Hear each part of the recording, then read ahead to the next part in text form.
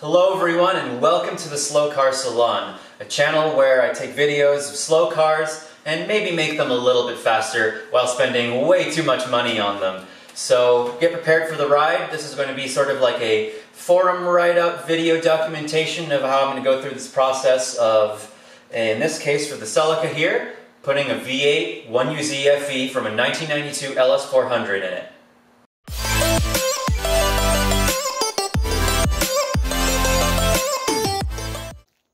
So let me give you a little idea of what we're working with here. This is my 1984 Toyota Celica GT RA64 chassis.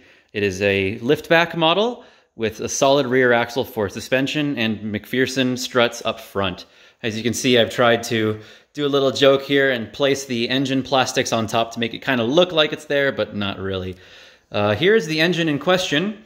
Like I said, it's from a 1992 Lexus LS400. This is a Series 1 1UZ FE 4-liter V8 engine, dual cam, 32 valves.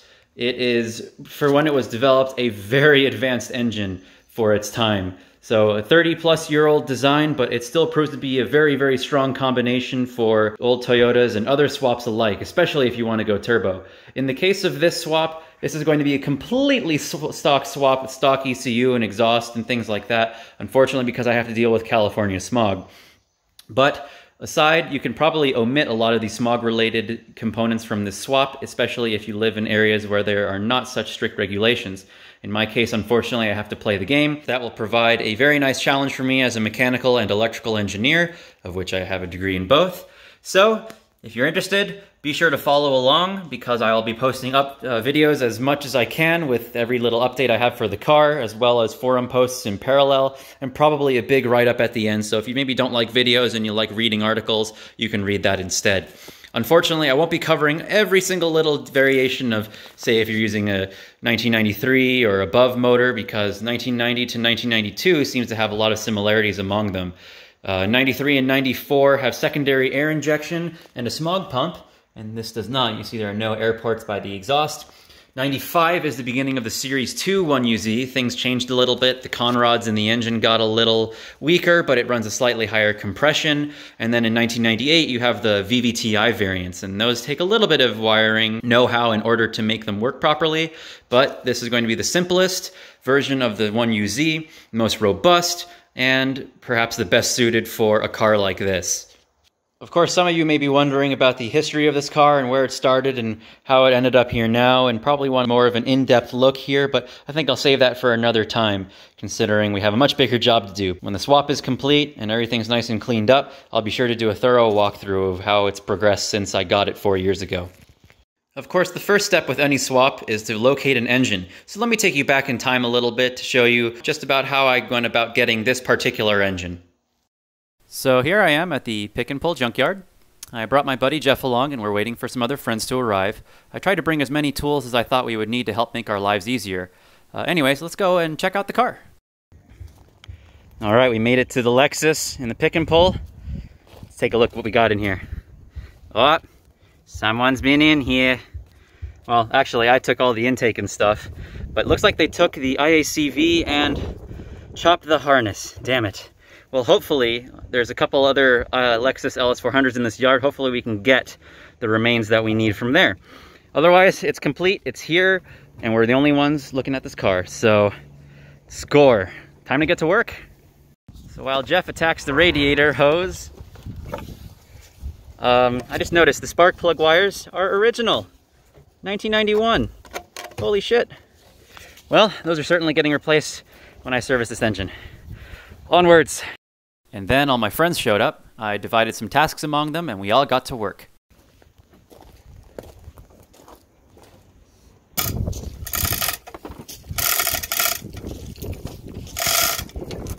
Oh, the transmission, we forgot. We're gonna bring it up. Did you disconnect the shifter linkage? No. Oh yeah, the shifter linkage. Yeah, we just...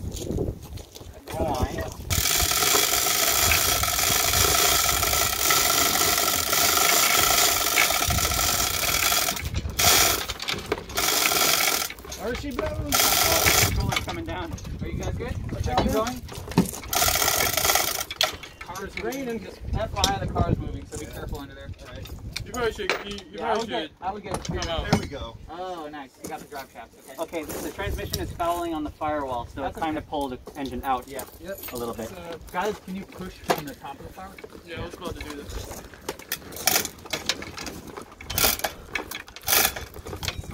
God, this is super slow. Sorry to keep it. Oh, Get on the other side. Let's try to roll it. oh! Nice. There is half inch on these. Yeah. What size? It is 14 millimeters. A D14. 14. Is there an adapter for this guy, maybe? Jesus. Did you record that? That's awesome. Hey, Ben? Yeah. Let me see if I can help him.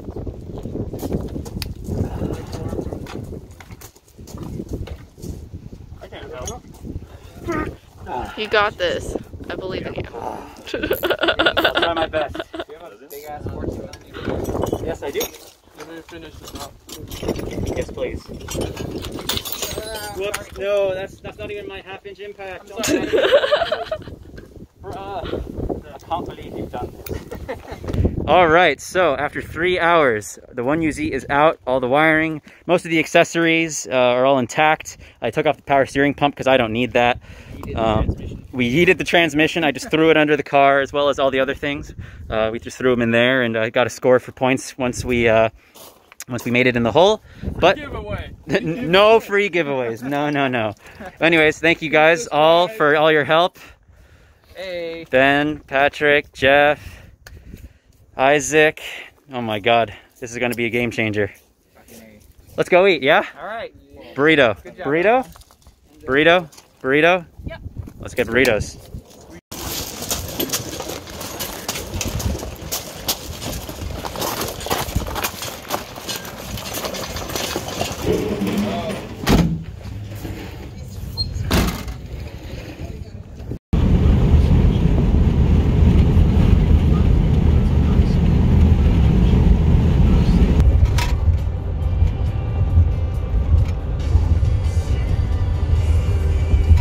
And just like that, after a 1.5 hour drive, the engine made it home.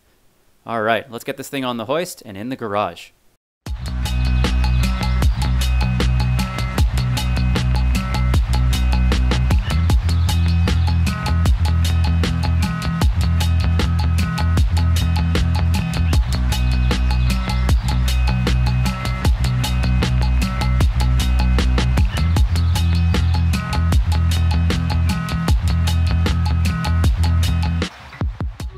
So after I brought the engine to the garage so I can start tripping the wiring harness and get it a little cleaned, I made a very interesting discovery when I took off the water housing here, and the thermostat is actually very clean and very new.